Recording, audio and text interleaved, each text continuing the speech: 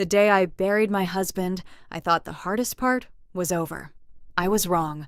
I was wrong in a way that would take me 2 years, 3 lawyers, and one very late night standing in a basement I didn't even know existed to fully understand. My name is Rose, and what I'm about to tell you, I've never told anyone the complete version of. Not my sister, not my therapist, not even my children. But I need you to hear it, because if I had known, if I had paid attention to even one of the signs that were sitting right in front of me for over 20 years, my life would look completely different today.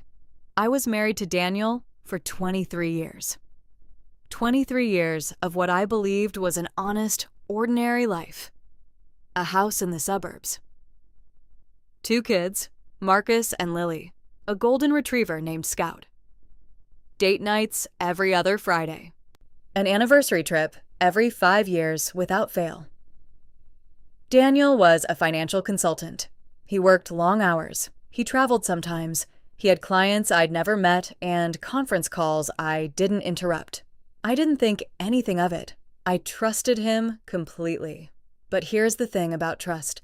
Trust, when it is given absolutely and without question, can become the most dangerous thing in the world. Because while I was making school lunches and scheduling dentist appointments and believing in the life we had built, Daniel was building something else entirely, something he had started hiding from me before our youngest child could walk. And I found out about all of it in the basement of a house I had never been to. 7 months after we buried him. Stay with me, because this story doesn't start with the ending. It starts the way most betrayals do, quietly, slowly, and completely by accident. Let me paint you a picture of Daniel. He was tall, 6'2", with this warm, easy laugh that made everyone in a room feel immediately comfortable. He was the kind of man who remembered your birthday, who called his mother every Sunday, who coached Marcus's little league team for 3 consecutive seasons, even when his schedule was brutal. People loved Daniel. I loved Daniel. He was thoughtful in the specific way that smart people can be. Always a step ahead, always planning, always quietly arranging things so that life ran smoothly. If there was a problem, Daniel had already identified it before you noticed it existed. If there was a decision to make, Daniel had already calculated the best outcome. Looking back now, I understand that quality differently. Daniel's work in financial consulting was successful, or so I was told. He had his own firm, Mercer Financial Group, which he had built from the ground up in our early 30s. By the time the children were in middle school, the firm had a small office downtown, a few employees, and a steady roster of clients. We lived well, not extravagantly, but comfortably.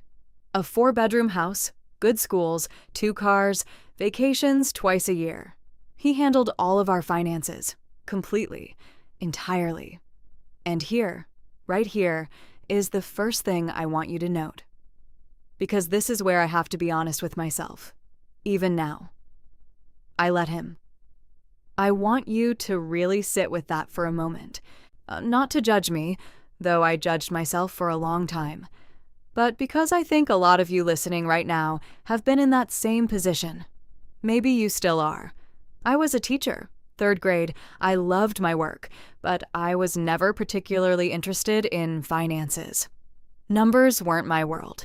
Daniel was good at it, he enjoyed it, and early in our marriage, we had simply divided our responsibilities the way many couples do. He handled the money. I handled everything else. He paid the mortgage. He paid the bills. Each month, a set amount transferred into my personal checking account, the amount we had agreed on as my spending money for groceries, household supplies, kids' activities, whatever I needed. It was always more than enough. I never questioned it. Our joint account had a comfortable balance whenever I checked it, which, honestly, was not often. I trusted him.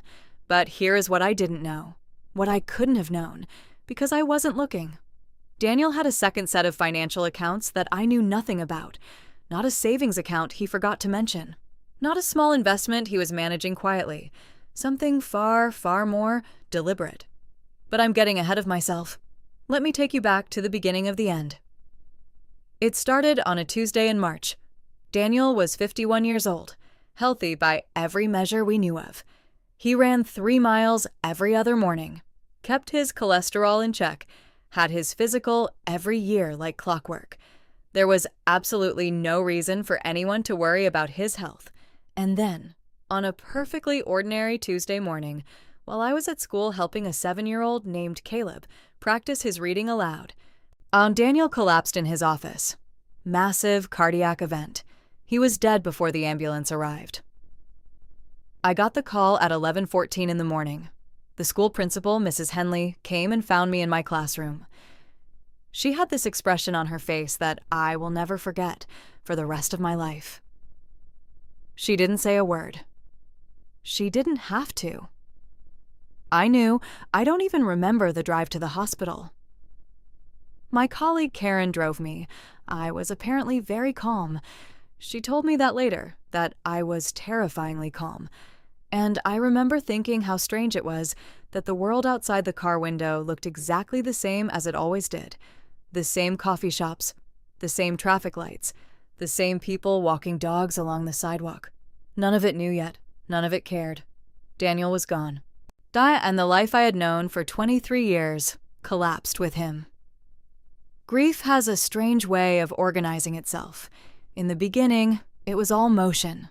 Funeral arrangements, notifying family, holding my children while they fell apart, accepting casseroles from neighbors, writing thank you notes I barely remember writing. There is a mercy in the busyness of those first weeks. It gives your brain somewhere to go that isn't straight into the darkness.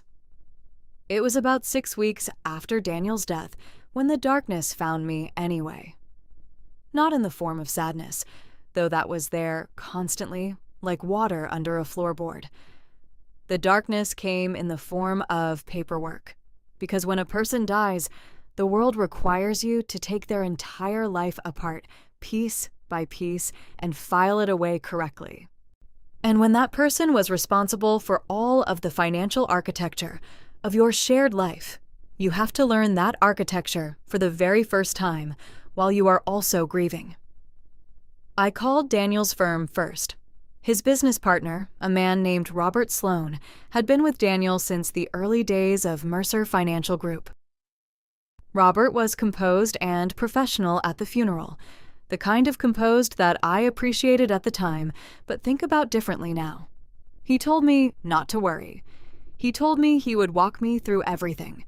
He told me Daniel had been incredibly organized, incredibly prepared, and that the transition of the business affairs would be smooth. He used the word smooth 3 times in that conversation. I should have noticed that. Now I found Daniel's personal will in the safe in our bedroom closet, the one I knew about, the small gray fireproof box that held our important documents. Birth certificates, the house deed, our marriage certificate, insurance policies. The will was straightforward. The house to me, a college fund distribution to the children, life insurance, a policy worth $750,000 going to me as beneficiary. It seemed complete. Robert helped me start the process of settling Daniel's business affairs. He was attentive and quick to respond to emails. He brought me documents to sign regularly. Transfer of ownership agreements, client notification letters, dissolution of partnership arrangements. I signed them. I signed every single one of them because I was grieving and I trusted Robert, because Daniel had trusted Robert, and because the paperwork was dense and technical, and I was barely sleeping. It was my sister, Janet, sharp, practical Janet, who once spent 3 months in a legal dispute with a contractor over a deck railing and won, who finally looked at me across my kitchen table one Saturday afternoon and said, "Rose, have you had your own lawyer look at any of this?" I blinked at her. She picked up the most recent document Robert had brought me and spent about 45 seconds scanning it before she set it back down, very carefully. "Call a lawyer," she said. Today. I did call a lawyer. Her name was Diane Marsh, and she came highly recommended by Janet, who had a whole network of professional women she could mobilize in situations like this with remarkable speed. Aunt Diane reviewed the documents Robert had brought me over the preceding weeks. Then she called me. And her voice, when she called, had that same quality as Mrs. Henley's face the day Daniel died. She didn't say it all at once. She said, "Sarah, I need you to come in, and I need you to bring everything. Every document you've signed, every financial statement Daniel kept, every account number you can find. Can you do that?" I said yes. I said yes. But inside, something cold and nameless had already begun to move. Diane's office was on the 14th floor of a downtown building with glass walls that looked out over the city. She was in her mid-50s, silver-haired, with reading glasses on a chain, and the patient demeanor of someone who had seen a great many things. She had the documents spread across her conference table when I arrived. She sat me down. She offered me water.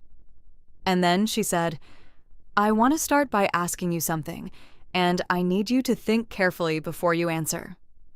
In your 23 years of marriage, did Daniel ever mention a property, a house or piece of real estate, other than your family home?" I stared at her. "No," I said. "We don't own any other property." Diane looked at me for a long moment. "You didn't," she said carefully. "But Daniel did.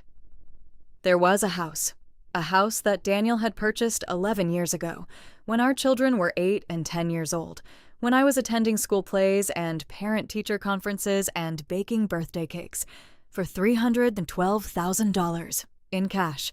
The house was registered under a business entity, a limited liability company called Westbridge Holdings, LLC.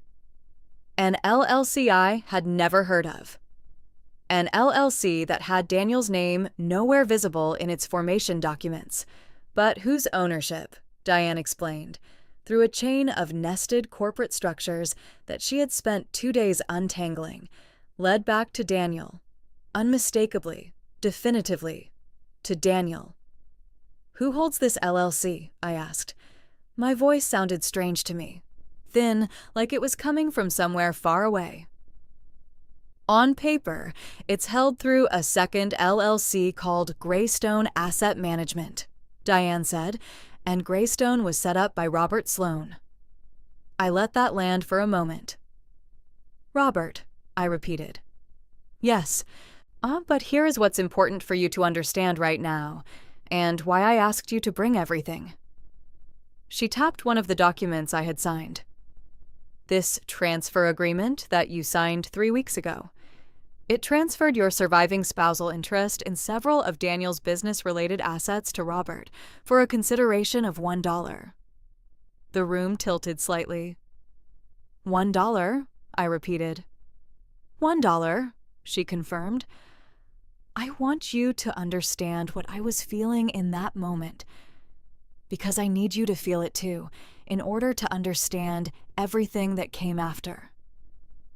It wasn't anger yet. Anger would come, tremendous, white-hot, extraordinary anger. But not yet.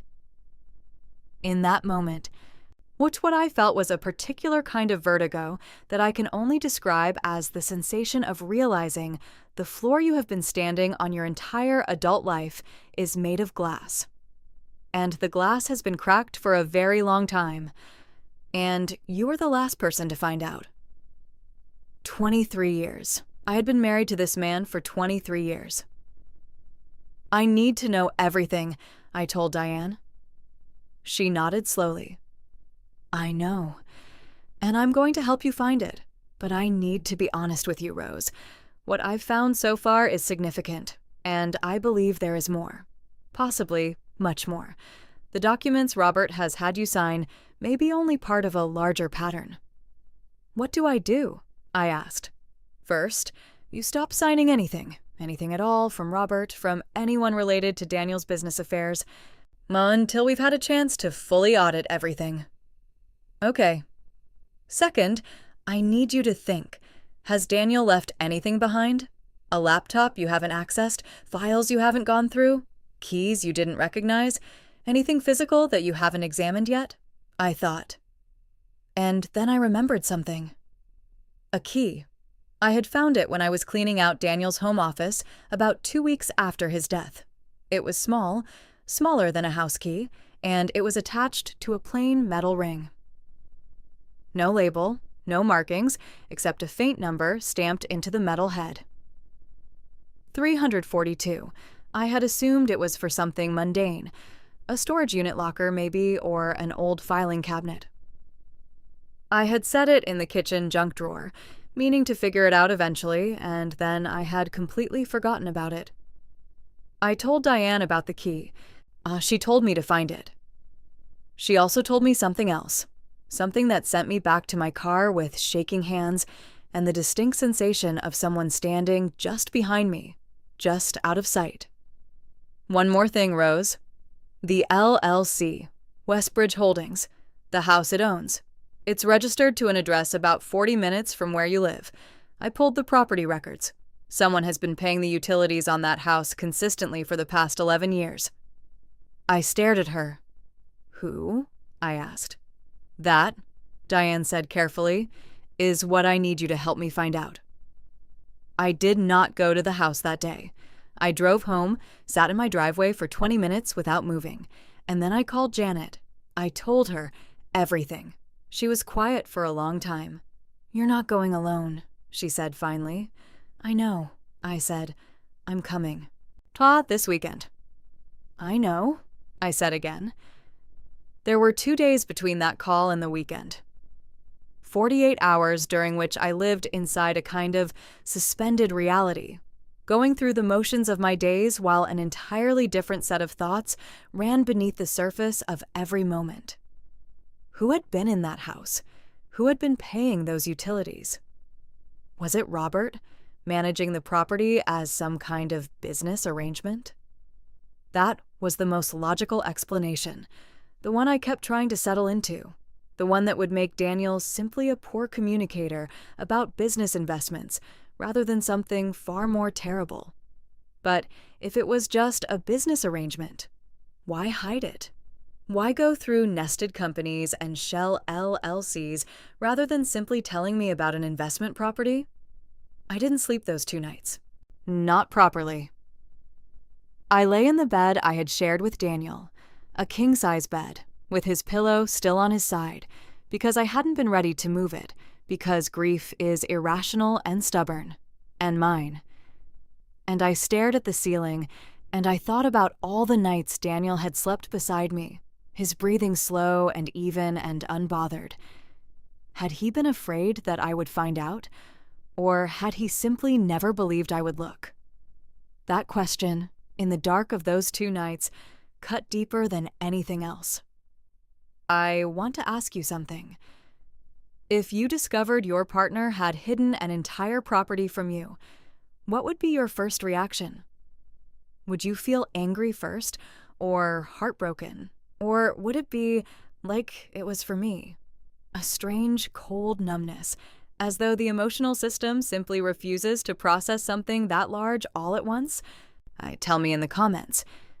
Because I think the answer says something important about where we each hold our trust.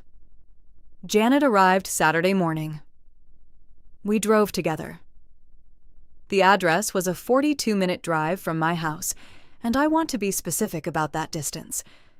Because for 11 years, Daniel had been maintaining a second location in my life that was 42 minutes away.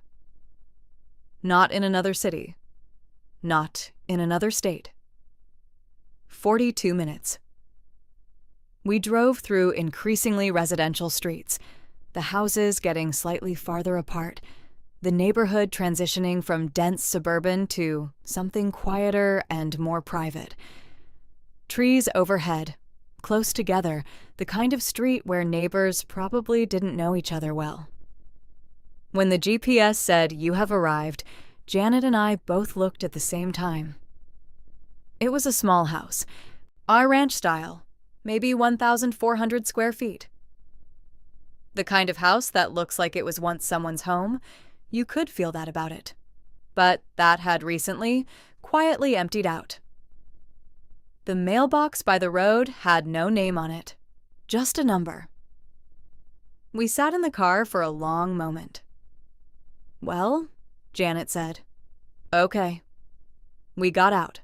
I had the small key from the junk drawer in my pocket, the one with the number 342 stamped on it. I also had a key that Diane had obtained through the property records process, a standard door key for the property that had been held in a safety deposit box in Daniel's name at our local bank, a safety deposit box I hadn't known existed until Diane found it listed among his assets. The door key worked. The front door swung open. When Janet and I stepped inside the house that my husband had owned for 11 years without telling me. A door hinge creaking. Then, the sound of the door clicking shut behind them. Then, almost immediately, a sound. Faint. From somewhere inside the house. Was that footsteps? We stopped. We both heard it at the same time. A sound from the back of the house. Soft, rhythmic, like someone moving. Janet grabbed my arm. "Rose," she breathed. "I hear it," I whispered.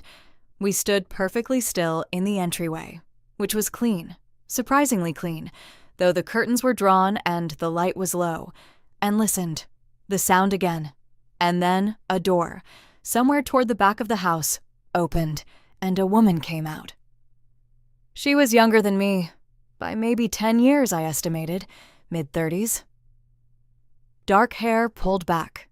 She was wearing jeans and a gray sweater, and she had a cardboard box in her arms, the kind people use when they're packing.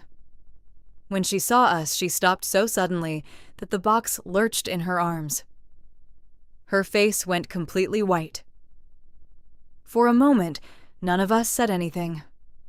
Then she said, in a voice that was remarkably steady for someone who had just been frightened by two strangers in a house, "You're Rose." It wasn't a question. She knew who I was. I cannot fully describe what it feels like to be recognized by a stranger in a house that shouldn't exist in a life you thought you understood completely. But I can tell you that something in my chest simply closed, like a fist closing. "I am," I said. My voice surprised me with its steadiness. And you are?" She set the box down slowly on a small table near the hallway. I noticed it was full of framed photos, face down so I couldn't see them, and she straightened up and looked at me with an expression I still think about. It wasn't guilt exactly. It was something more complicated, something that looked in a way that confused and then enraged me, almost like grief. "My name is Claire," she said. "Claire Mercer." I heard Janet inhale sharply beside me. "Mercer. Daniel's last name. My last name." "Mercer?" I said slowly. How do you have that name?" Claire was very still. "Daniel was my father," she said. I have tried many times to reconstruct exactly what my body did in the 3 or 4 seconds following those words. I think I took a step backward. I think Janet's hand found my elbow. I think the refrigerator kept humming. The world stayed completely indifferent to the fact that it had just completely rearranged itself. Daniel was my father. A daughter. Daniel had a daughter who was at least 34 or 35 years old, which meant she had been born, which meant that Daniel had... I did the math without wanting to. She had been born before we were married. "Before he married you," Claire said, as though she could read my face.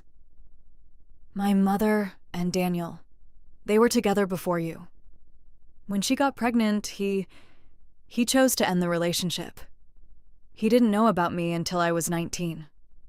He didn't know," I repeated. "He didn't know until I found him. I was the one who sought him out." We were still standing in the hallway. The whole conversation was happening in the strange, slightly unreal quality of things that should not be happening. "And then what?" Janet asked, because Janet is fundamentally practical, even in extraordinary circumstances. Claire turned to look at her, then back at me. "Then he helped me," she said quietly. He paid for the rest of my college. We talked. Carefully. Slowly. It took years before it felt like anything real. He always said he didn't want to disrupt your family, that he owed me what he hadn't given me, but that he wasn't going to tear your world apart to do it. He wasn't going to tear my world apart, I said. The words came out very flat. Claire looked at me, and now her expression was different. Now there was something in it that was almost apologetic. I know how this looks, she said. Do you? Rose. He was going to tell me? It came out of my mouth before I could stop it. The reflexive defense. The thing we do for people we loved, even when the evidence has turned entirely against them. Claire was quiet for a moment. He always said he was going to, she said finally, but I don't know if he ever would have. Janet and I looked at each other. Then I looked around the room properly for the first time. The walls had small, rectangular pale patches, where pictures had clearly hung and recently been removed. The shelves were partially cleared, some books remaining, others gone, gaps on the shelves like missing teeth. A life in the process of being packed away. When did you start living here? I asked. I didn't, not full-time. Daniel set this place up as, it was a space we could meet. A place he could come when he needed time away. And sometimes I'd stay here when I was in between places. When did the utility payment stop? Diane's voice in my memory. The payment stopped 3 months ago. Claire looked at me. About 3 months ago, she said. When Daniel died. She'd been paying them herself since then, trying to decide what to do, trying to decide whether to reach out to me directly or simply disappear. She had chosen to disappear. Today was her last day. She had been taking the last of her things when we arrived. I thought about asking to see the photos. I didn't. Not yet. I wasn't ready for the particular grief of seeing my husband's face in pictures I had never known were being taken. Instead, I asked the question that was beating against the inside of my chest like something trapped. Oh, is that everything? A daughter he never told me about and a house? Claire's face did something complicated. No, she said. That's not everything. There was a basement. I want you to remember the image I gave you at the very beginning of this story. A woman's hand trembling against a gray metal door with a digital lock. The single overhead light. The numbers blinking. This is where we arrive. Claire let us down. The basement was finished. Drywall, carpet, a drop ceiling with recessed lighting. It looked like an office or a study. There was a desk, a printer, a shredder, and along the back wall, built into the drywall so cleanly that you'd miss it if you weren't specifically looking, a door. Not a dramatic vault, not anything cinematic, just a clean, gray rectangular door with a digital keypad. I don't have the combination, Claire said.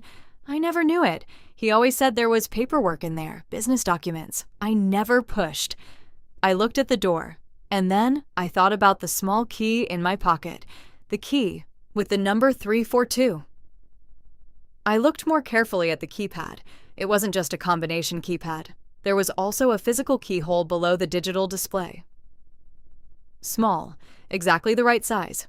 My hands were shaking when I took the key out of my pocket. The room beyond the door was about the size of a large closet. Metal shelving on both walls, floor to ceiling, filled with accordion folders and binders, each labeled in Daniel's precise handwriting. A fireproof cabinet in the corner, locked, and set into the far wall, a traditional combination safe, the kind with a dial. Janet stood at the door. While I stepped inside, I looked at the labels on the folders. They were organized by year, going back to the early years of our marriage. Mixed among business documents were personal files, tax records, account statements, legal correspondence. I pulled one of the binders, labeled Westbridge Holdings, Financial Summary, and opened it. The accounts inside Westbridge Holdings The LLC connected to this house and to several other business interests I hadn't yet discovered had been growing since the company was formed, about 16 years before Daniel's death. The initial investment had come from Mercer Financial Group, Daniel's consulting firm. The one Robert ran. In the early years, the transfers had been small, tens of thousands. Then, as the firm grew more successful, larger, hundreds of thousands. Up by the final accounting statement, dated just 3 months before Daniel's death, Westbridge Holdings and its associated entities held assets worth approximately, I had to read the number 3 times, $2,347,000. Money that had been built over 16 years from my husband's business. Money that I, as his spouse, as the surviving partner in our joint financial life, had never known existed. Money that Robert, through the documents he had been so smoothly, so efficiently placing before me for my signature over the 6 weeks after Daniel's death, had been working to quietly transfer out of Daniel's estate. Out of my reach.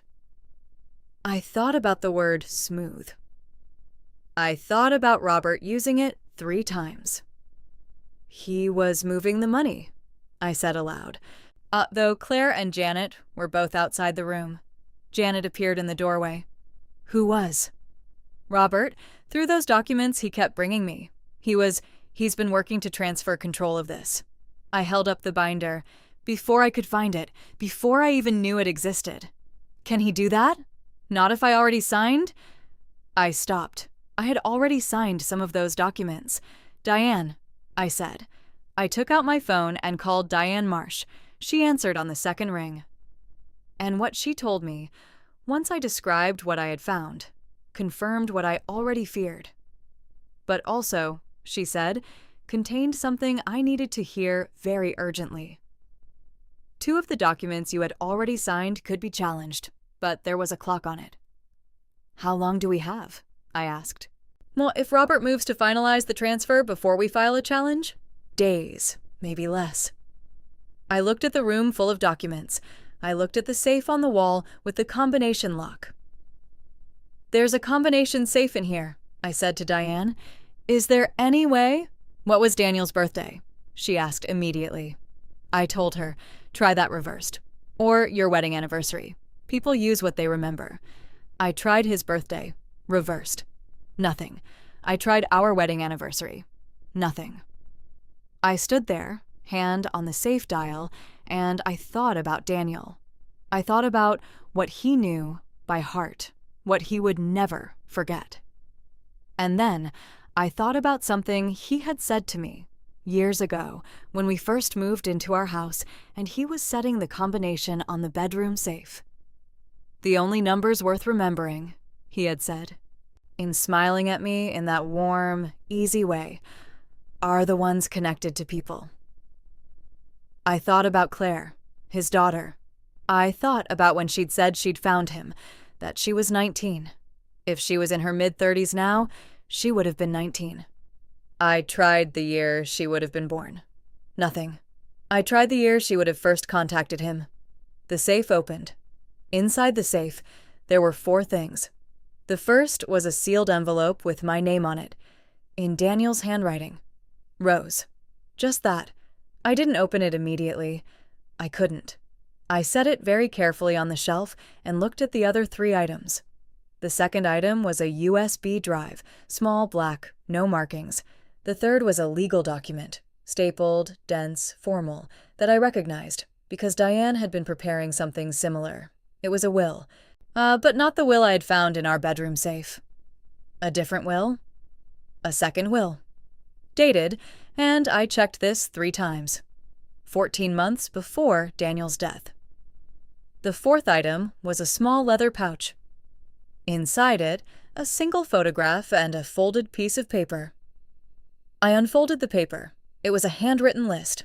Account numbers, institutions, passwords, a complete, organized, deliberately prepared inventory of every financial account, every asset, every holding within the Westbridge holding structure, and everything connected to it. Everything Robert had been working to keep me from finding.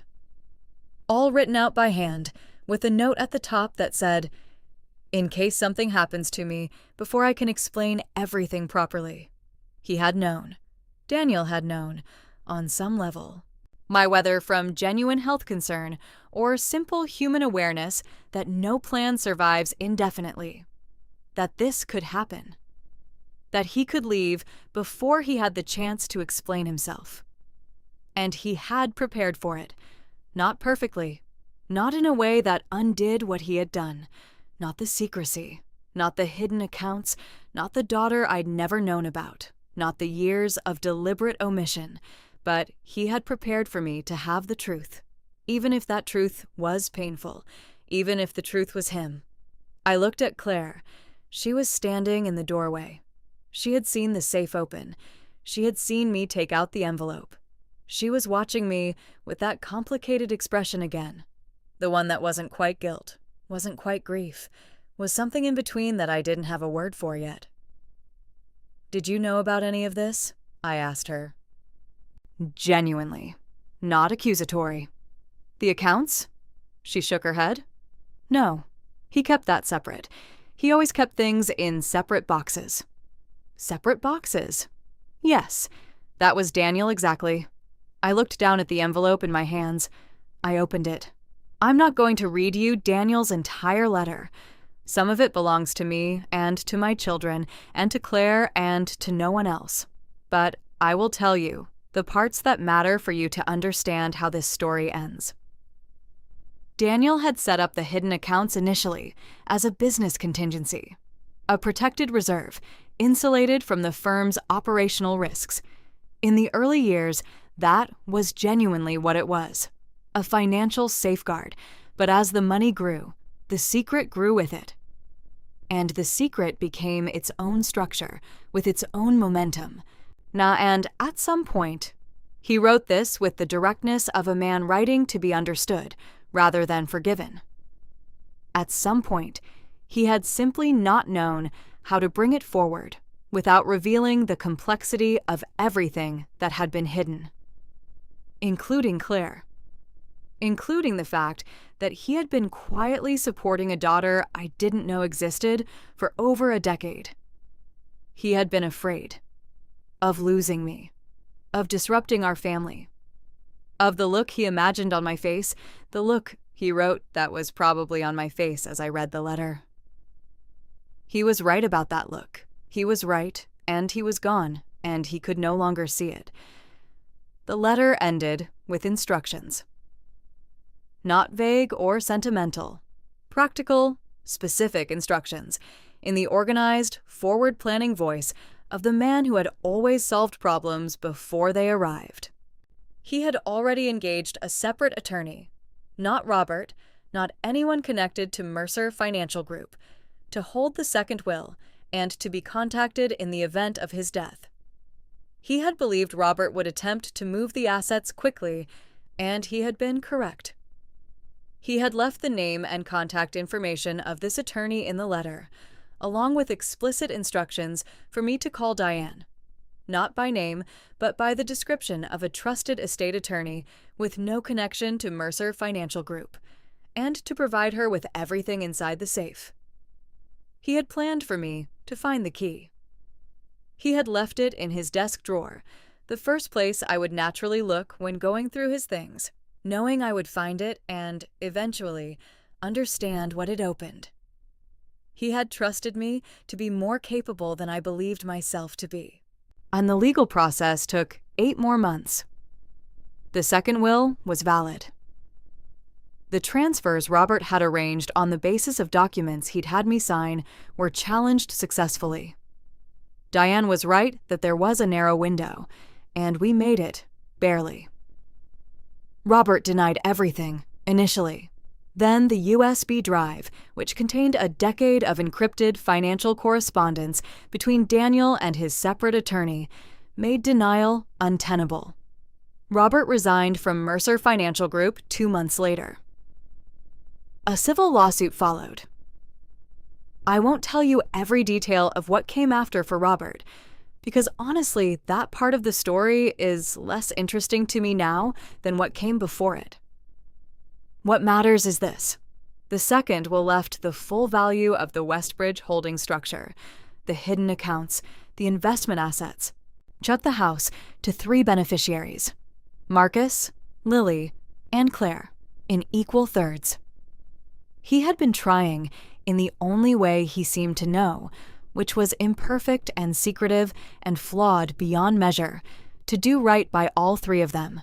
He had failed at the honesty, but he had not failed at the love. Claire and I had coffee about 4 months after I found her in the house.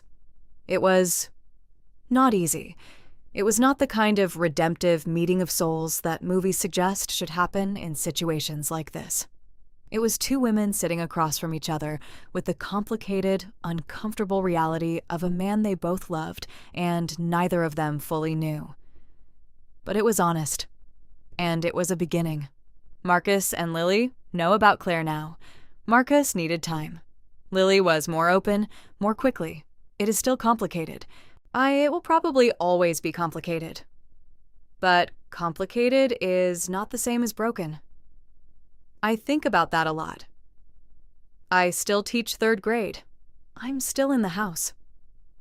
I think about Daniel differently now than I did a year ago, and I suspect I will think about him differently still in another year. That is the strange mathematics of grief combined with betrayal. The calculation keeps changing as you acquire new information and new distance. He was not the man I thought he was. He was also not only the man I didn't know he was. He was, like all of us, multiple things at once. Some of them beautiful, some of them cowardly. Most of them somewhere in the complicated middle. I don't know if I forgive him. I'm not sure forgiveness is the right word for what I'm working toward. I think the word might be understanding. Or maybe it's freedom. Can you imagine discovering this after 23 years? What would you have done differently? Would you have opened the letter, or would you have needed time?